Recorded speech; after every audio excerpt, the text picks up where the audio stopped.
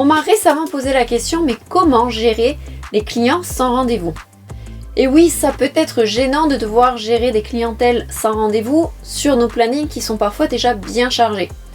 Et c'est tout aussi différent quand on travaille qu'avec des sans rendez-vous. Je vais vous partager mon opinion afin de pouvoir vous aider à mieux vous organiser. Déjà, il faut demander au client ce qu'il souhaite faire avant de le faire attendre.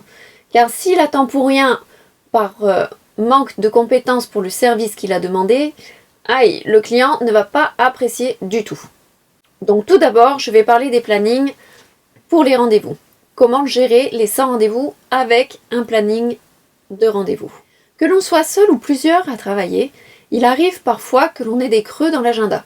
Lorsque c'est le cas, il est important de s'assurer que le service demandé par le sans rendez-vous puisse passer dans ce créneau libre. Car ce serait une mauvaise image professionnelle de devoir faire attendre les clients qui, eux, avaient pris leur rendez-vous. Si on a la possibilité de s'occuper du sans rendez-vous d'ici moins de 15 minutes, alors c'est super. Il faudra tout simplement demander au client de bien vouloir patienter une dizaine, voire 15 minutes, le temps que l'on finisse le service que l'on est déjà en train de réaliser. Si par contre on est occupé à faire le stock, à faire l'inventaire, et bien dans ce cas-là, on s'arrête tout de suite et on s'occupe du client dès à présent. On ne le fait pas attendre. Lorsque l'on a une place qui est disponible plus tard, du genre 30 minutes, 1 heure ou plus, eh bien il faudra pouvoir faire comprendre au client gentiment que nous aurions aimé pouvoir le prendre de suite, mais que la prochaine place sera disponible seulement d'ici 30 minutes, 1 heure, lui expliquer le créneau. Ce que j'aime faire en général lorsque cela se présente, c'est de tourner la chose comme étant une chance pour le client d'avoir un créneau horaire qui va se libérer d'ici 30 minutes. Et par la même occasion, je fais passer la chose comme étant une situation où je vais m'arranger, je vais me débrouiller pour réussir à le prendre d'ici 30 minutes. Par exemple, dans mon cas, ça m'est arrivé d'avoir un client qui voulait être pris tout de suite, mais je devais m'occuper d'une coloration que j'allais devoir rincer d'ici peu. Et donc forcément, réaliser la coupe brushing par la suite. Et donc, du coup, je présentais la chose au client en lui disant que je n'ai pas de place sur mon agenda tout de suite, mais vous avez de la chance parce que je vais avoir de la place d'ici un petit moment. Il suffit juste que j'aille m'arranger avec ma collègue, pour lui demander s'il est possible de rincer la couleur de ma cliente afin que je puisse m'occuper de vous pendant ce temps. Est-ce que ça vous convient si je vous fais patienter une petite demi-heure? Le temps que je finisse la coloration, et comme ça, après, je pourrai m'occuper de vous, ma collègue s'occupera de mon autre cliente. Et donc là, le client, qui lui est sans rendez-vous, se dit tiens, elle fait un effort, j'ai de la chance, elle va s'occuper de moi, et elle va se débrouiller avec sa cliente avec sa collègue pour pouvoir me trouver une place. Ou encore, j'avais ce genre de phrase. Je suis complète aujourd'hui, par chance, je devrais pouvoir trouver une place dans l'agenda de ma collègue. Si vous le permettez, je vais aller lui demander si c'est possible pour elle de s'occuper de vous d'ici 30 minutes.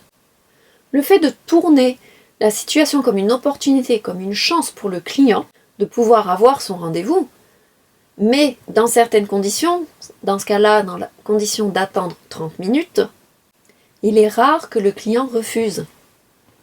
Donc à réfléchir, quelle tournure, comment parler, comment proposer la situation, comment mettre en place vos textes, vos phrases pour permettre au client d'avoir une chance d'avoir un rendez-vous chez vous malgré que vous soyez déjà complet. Bien entendu, il arrive parfois que certains clients veulent être pris en charge tout de suite. Alors, dans ce cas, lui expliquer que s'il revient dans un créneau horaire précis, admettons demain à telle heure, ou un jour particulier, qu'il aura plus de chance. Et oui, peut-être qu'aujourd'hui, c'est le jour où on a le plus d'affluence, ou que l'on travaille seul ce jour-ci, et donc lui proposer des horaires ou des journées différentes, là où on sait, là où on connaît que notre agenda est moins chargé, ça lui facilitera la tâche pour le client, pour avoir son rendez-vous sans rendez-vous. Et oui, au final, ça sera comme si on lui aura fixé un rendez-vous, mais lui, il sera toujours en mode sans rendez-vous. Donc certes, il n'aura pas son rendez-vous tout de suite, aujourd'hui, mais il se souviendra des horaires que vous lui avez proposés. Il saura les autres jours que s'il revient à cet instant, il aura beaucoup plus de chances d'avoir une place. Ou alors, il devra opter pour l'option prendre un rendez-vous en avance. S'il veut vraiment venir chez vous, soit il prendra son rendez-vous en avance, soit dans ce cas-là, il se rappellera des horaires et des journées qui sont beaucoup plus faciles pour les sans rendez-vous. Des journées qui ont des creux. On a tous des moments, des journées où l'on sait qu'on aura des creux. Donc c'est ces instants-là qu'il faut proposer pour les clients sans rendez-vous. Comme ça, quand ils vont passer, il y aura beaucoup plus de chances de pouvoir s'en occuper d'ici 15-20 minutes. Une chose que je conseille aux clients qui n'ont pas rendez-vous, mais qui veulent à tout prix passer sans leur rendez-vous, c'est de téléphoner 20 minutes avant de venir. Parce que bien souvent, ces clients-là, ce sont des clients qui passent par là régulièrement. Ils passent devant la boutique quasiment tous les jours pour certains, c'est sur leur trajet pour entrer au travail, et donc ils savent qu'au moment de passer dans le coin, ils vont pouvoir être disponibles pour venir se faire coiffer. Donc dans ce cas-là, s'ils savent qu'ils vont être dans le coin, ils vont le savoir avant de partir de chez eux ou de leur travail. Donc je leur conseille de téléphoner une vingtaine de minutes avant d'arriver dans la zone, afin de savoir si par chance je vais avoir une place. Parce qu'il suffirait que leur appel tombe au moment où j'ai un creux pour quand ils vont passer, mais que s'ils ne téléphonent pas, j'ai un autre client sans rendez-vous qui passe et qui lui a pris sa place. Et bien finalement, il n'aura toujours pas son rendez-vous. Que s'il téléphone avant, ça facilite le positionnement des clients sans rendez-vous. Et ça aide le client à commencer à rentrer dans une routine de je prends rendez-vous, je commence à téléphoner pour venir me faire coiffer. Et donc lorsque son appel tombe au bon moment, j'en profite à nouveau pour tourner comme une chance en lui disant « Vous avez bien fait de téléphoner car je vais avoir une place. Vous avez de la chance, si vous êtes là d'ici moins de 10 minutes, je peux m'occuper de vous. Je vous attends. » Et sans s'en rendre compte, le client commence à rentrer dans la routine du rendez-vous. Dans le principe, on travaille en mode sans agenda. Alors les clients sont au courant qu'il faut attendre son tour, parce qu'ils savent que l'on fonctionne avec du sans rendez-vous exclusivement. Pour cette méthode, je propose de fonctionner avec un système de numéros ou de prendre le nom du client pour pouvoir l'appeler quand c'est son tour. C'est comme au bureau des permis. Lorsque l'on va récupérer son permis, on prend un ticket, le numéro est appelé, c'est notre tour. Si jamais on ne répond pas, on passe au suivant. Et bien c'est pareil pour vous. Vous fonctionnez avec le nom ou un numéro, vous appelez la personne nommée, si elle se présente, c'est son tour, si elle n'est pas là, on passe au suivant.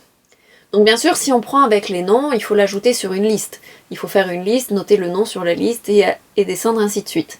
Que quand c'est le numéro, on sait qu'on prend les numéros et ça vient à tour de rôle. Moi personnellement, je préfère fonctionner avec la liste. Parce qu'avec la liste, je vais pouvoir noter quelques informations complémentaires. Donc chaque client qui arrive donne son nom, on l'inscrit dans une liste ou sur un agenda, ça peut être directement dans les colonnes avec les heures qui correspondent, et on peut y ajouter donc le service qui va demander, une estimation du temps, et peut-être nommer la personne qui va s'occuper du client. Par exemple, si on sait qu'on va avoir de la place pour une couleur et que seulement une partie de l'équipe fait de la réalisation de services de coloration, eh bien on pourra directement mettre dans les colonnes de l'équipe de coloration. Que sinon, on va rester sur une liste générale et le premier coiffeur qui a fini va pouvoir prendre les clients à tour de rôle. Et donc après, l'avantage de noter l'estimation de temps, déjà ça permet au client de savoir à peu près combien de temps il va rester au salon, entre son temps d'attente plus le temps de réalisation. Et en plus de ça, la personne qui va devoir s'occuper de lui va savoir tout de suite en prenant le client combien de temps il va être bloqué avec ce client. Admettons que on fonctionne à chacun son tour et que exceptionnellement un des coiffeurs doit partir plus tôt parce qu'il a un rendez-vous médical et donc il doit s'absenter plus vite que prévu, contrairement au jour de son planning habituel. Eh bien, le coiffeur va arriver, va regarder sur la liste, va voir le nom du client et va se dire tiens, là il faudrait au moins 45 minutes pour que je réalise ce service. Eh bien dans ce cas-là, je ne peux pas le prendre puisqu'il me reste que 10 minutes avant de finir. Ça aurait été une coupe franche par exemple, ça m'aurait pris 5 à 10 minutes, c'était bon, j'aurais pu prendre le client suivant. Mais là je ne vais pas pouvoir parce que je dois finir plus tôt exceptionnellement, je dois m'en aller. Et donc c'est mon collègue qui finira par prendre ce client de 45 minutes. Donc on est encore dans le principe de faire patienter les clients chacun leur tour, mais si on laisse faire, les clients vont se chamailler parce qu'il y en aura toujours un qui dira qu'il est arrivé le premier. Et l'autre qui ne sera pas d'accord parce qu'il est arrivé peut-être 2 secondes après et aura estimé que c'était lui le premier.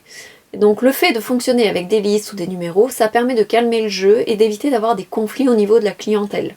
Donc c'est pourquoi je propose de fonctionner avec ça. Après, j'ai vu des coiffeurs qui fonctionnaient simplement à l'attente. Le client arrivait, il se mettait dans un coin, il attendait, et quand c'était arrivé à son tour, le coiffeur demandait à qui le tour, le client disait c'est moi. Mais dans ce genre de situation, souvent, ça crée des conflits au niveau de la clientèle. C'est pourquoi c'est préférable de fonctionner avec une liste ou avec des numéros. On prend un ticket, on attend, et après on passe à son tour. Et donc du coup, il faut pouvoir calmer le jeu si les clients sont mécontents et trouver une solution pour satisfaire tout le monde. Donc si on peut éviter ce genre de situation, c'est préférable.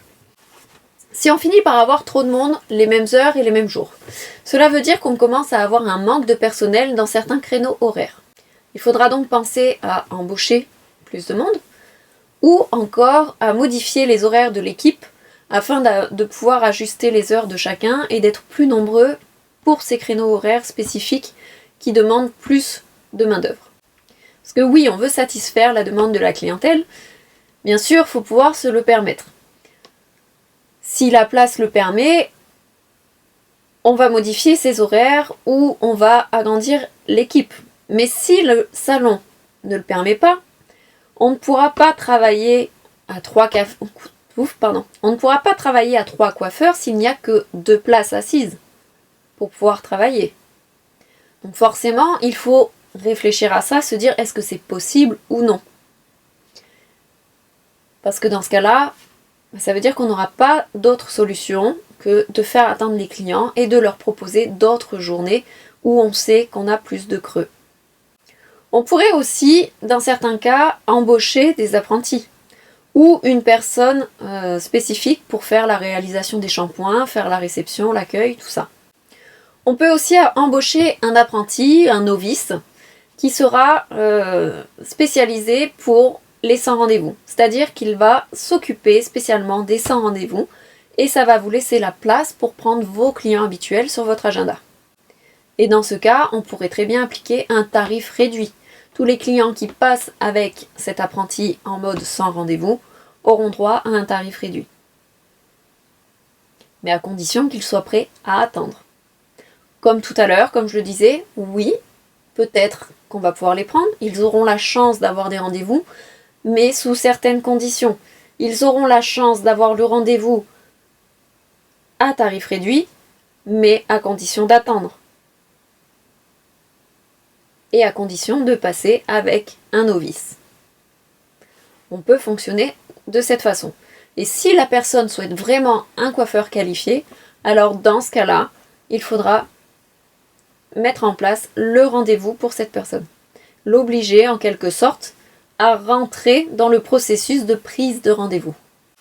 Par contre, si on estime que le temps de réalisation des shampoings, rincer des couleurs, des mèches, prend beaucoup de temps à la réalisation, ainsi que le passage en caisse, alors on peut prévoir d'embaucher une aide qui sera spécialisée dans la réalisation des shampoings, dans la réception, l'encaissement. Et l'accueil téléphonique aussi, il pourra répondre au téléphone pour nous libérer du temps, pour nous permettre de coiffer nos clients. Et donc rien ne l'empêchera de pouvoir préparer les clients aussi. Une fois qu'il l'accueille, il pourra préparer les peignoirs, serviettes, donner les boissons, les magazines, entrer la fiche client dans l'ordinateur, sortir la fiche client de l'ordinateur pour savoir quelle coloration, quelle mèche ils ont l'habitude de faire. Toutes ces choses pourront être mise en place et réalisée par l'aide coiffeur. Ce qui fait que nous, en tant que coiffeur, on aura moins de temps à perdre sur certaines étapes du service. Et on pourra se concentrer plus sur le temps réel de service coiffure, donc coloration, mèche, coupe, tout ça.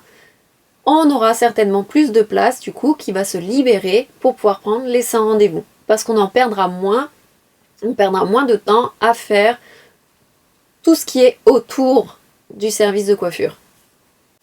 Dans certains salons où j'ai été, on avait souvent soit des apprentis qui s'occupaient donc de réceptionner le client, de l'installer au shampoing. Quand c'était une coupe, on faisait donc le diagnostic, on envoyait le client au shampoing et l'apprenti réalisait le shampoing. Pendant ce temps, on finissait notre coupe du client précédent. Et ainsi de suite. Dans d'autres salons, on avait carrément une personne attitrée qui était là pour faire les shampoings, soins, rinçage de couleurs et parfois aussi application de couleurs. Ce qui fait qu'on venait, on faisait le diagnostic, on donnait la couleur déjà préparée, on laissait le bol sur la tablette, l'aide coiffeuse venait, prenait la coloration, elle appliquait, elle faisait le rinçage, elle faisait le soin, et après on retrouvait la cliente à la coupe. Ce qui fait que pendant ce temps, eh bien, on avait le temps de faire une coupe, un brushing, un chignon, peu importe, pendant que la couleur était appliquée par l'aide coiffeuse. On avait tout un processus comme ça qui pouvait être mis en place, ce qui permettait d'avoir un planning beaucoup moins chargé pour le coiffeur et qui du coup pouvait permettre d'avoir parfois des 100 rendez-vous qui pouvaient se loger comme ça entre deux autres clients. Et donc, moi, je sais que j'aimais beaucoup donc faire les couleurs, mais si c'était des couleurs plutôt classiques, je demandais à mes collègues de l'appliquer à ma place, parce que comme ça, je pouvais aller réaliser mes coupes sur d'autres clients qui pouvaient attendre. Donc j'espère que mes conseils vont vous avoir aidé, parce que c'est clair qu'on n'a pas envie de voir nos potentiels clients s'en aller chez la concurrence. Et ce que j'ai donné comme exemple, comme idée et méthode de gestion des 100 rendez-vous, il va de soi qu'il faut les adapter à chaque commerce. Et tout commerce ne fonctionne pas de la même façon. Donc il faut vraiment réfléchir à ce qui est adapté pour vous, pour pouvoir avoir une gestion de la clientèle qui est la plus optimale. Donc équilibrez votre agenda pour pouvoir gérer les deux types de clientèle, pour les rendre heureux, donc les 100 rendez-vous et ceux avec rendez-vous, et continuer à établir de bonnes relations clients. Il faut choisir sa politique de rendez-vous. Est-ce que l'on accepte? Est-ce que l'on n'accepte pas les 100 rendez-vous? Est-ce que l'on fait les deux? Et si on accepte les 100 rendez-vous, quelles sont les conditions? Comment allons-nous fonctionner pour prendre les 100 rendez-vous? Par exemple, les clients sans rendez-vous n'auront accès qu'à certains services. Ils ne pourront pas venir sans rendez-vous pour faire une coloration. Ils pourront venir seulement pour faire des coupes et brushing. Ça peut être un exemple de conditions qui peuvent être mises en place dans votre politique de gestion de rendez-vous. Et si vous souhaitez toujours faire, on va dire, rentrer votre clientèle dans le processus de prise de rendez-vous, alors essayez de trouver la meilleure date pour lui. Et vous pouvez toujours lui proposer des offres promotionnelles ou une remise, ou une carte, ou une réduction, peu importe. Réfléchissez à tout ce que vous pouvez mettre en place, tout ce qui pourrait être intéressant pour la clientèle sans rendez-vous, pour avoir réservé à l'avance, pour qu'ils se décident une bonne fois pour toutes à rentrer dans le processus de prise de rendez-vous. Qu'est-ce qui pourrait les intéresser? Peut-être leur parler de votre système de fidélisation pour ne pas les laisser partir chez les autres aussi. Le fait de savoir que vous avez un système de fidélisation va peut-être les inciter à continuer de venir chez vous même si vous n'avez pas toujours la place qu'ils désirent, contrairement au voisin qui lui n'a pas de système de fidélisation mais qui a plein de places libres. Donc grâce à certains systèmes que vous allez mettre en place, grâce à la fidélisation que vous allez mettre avec vos offres promotionnelles, vous allez permettre à vos clients de rester chez vous, même si vous n'avez pas forcément toutes les places qu'ils vous demandent. Et pour finir, soyez régulier dans votre politique de rendez-vous. Sinon, les clients ne sauront plus où donner de la tête et vous perdrez votre crédibilité. Donc, je vous souhaite une bonne gestion pour toute votre clientèle, réussir à remplir votre agenda au maximum sans non plus que ce soit la cohue et que vous puissiez être en retard continuellement. Il faut vraiment rester concentré sur ce que vous faites. Vous assurer que vous avez le temps pour accepter votre clientèle et que vous avez aussi les compétences pour réaliser certains services. Ne donnez pas des rendez-vous à des clients sur certains collègues s'ils ne sont pas capables de réaliser les services demandés par vos clients. Réfléchissez à toutes les situations possibles et mettez en place votre politique de gestion d'agenda. Donc si vous avez aimé, je vous laisse liker, partager. Vous pouvez aussi me laisser des commentaires, me poser des questions. C'est d'ailleurs comme ça que je me suis dit que j'allais faire cette vidéo. C'est grâce à un commentaire qui me demandait comment gérer les sans rendez-vous. Donc j'espère que ça vous aura aidé. À bientôt!